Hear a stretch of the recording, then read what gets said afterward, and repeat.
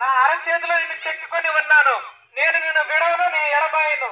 ఇదిగో ముదిమి వచ్చే వరకు నిన్ను ఎత్తుకొని ముద్దాడువాడు నేనే, సంఖ్య పెట్టుకొని లాలించువాడు నేనే అని అంటున్నాడు.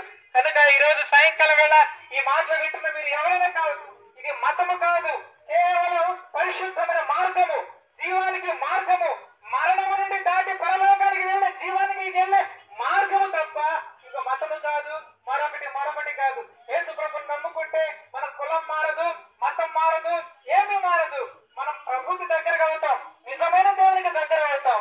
కనుక దేవుని బిడ్డలారా, ఈ యొక్క సాయంకాలం విన్నటువంటి ఈ మాటలు బట్టి ఒక్కసారి మీరు పరిశీలన చేసుకోండి.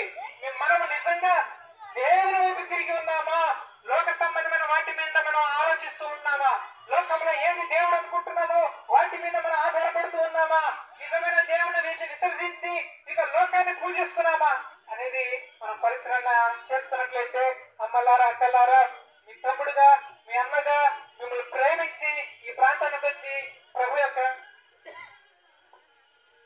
మాటలు తెలియపరుస్తున్నాము. ఇది మరొకటి కాదు అమ్మలారా. కనుక దయచేసి ప్రభుని అంగీకరించుకోండి. మీ జీవితాలు గొప్పగా ఉంటాయని నేను హామీ ఇస్తున్నాను.